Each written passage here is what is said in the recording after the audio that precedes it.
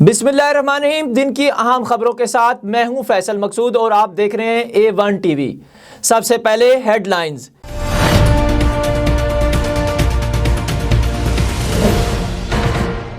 Saint functional committee برائے انسانی حقوق کا اجلاس سینیٹر مصطفیٰ نواز کھوکھر کے زیر صدارت پارلیمنٹ لاجز اسلام آباد میں منعقد ہوا، جس میں وفاقی وزیر برائے انسانی حقوق شیریں مزاری کی جانب سے ایوان میں پیش کردہ زینب الرٹ رسپانس اور ریکوری بل 2020 پر تفصیلی بحث کی گئی۔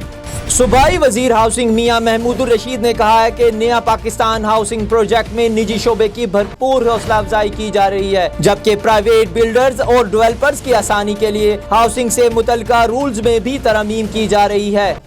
آزاد کشمیر کی وادی نیلم میں امدادی کارروائیاں جاری ہیں اور برفانی تودے سے مزید 5 لاشیں ملی ہیں۔ اسٹیٹ ڈیزاسٹر مینجمنٹ اتھارٹی کے مطابق وادی نیلم میں برفانی تودے سے مزید 5 لاشیں نکال لی گئی ہیں، جس کے نتیجے میں آزاد کشمیر میں متعدد واقعات میں جاں بحق افراد کی تعداد 76 ہو گئی ہے۔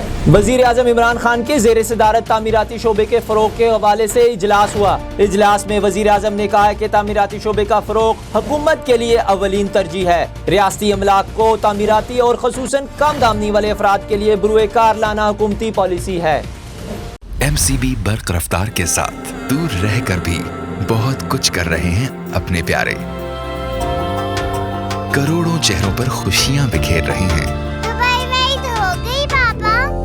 بیرون ملک سے پاکستان فری اور فوری رقم بھجوانے کا بااعتماد ذریعہ MCB برق رفتار، جو دے آپ کو ملک بھر کے ATMs اور 1350 سے زائد MCB برانچز سے رقم وصول کرنے کی سہولت۔ MCB برق رفتار سے بھیجی گئی رقم MCB لائٹ والیٹ یا MCB آسان ریمیٹنس اکاؤنٹ میں بھی وصول کریں اور اپنی زندگیاں سنواریں۔ MCB برق رفتار، فوراً سے فوری۔ MCB bank for life.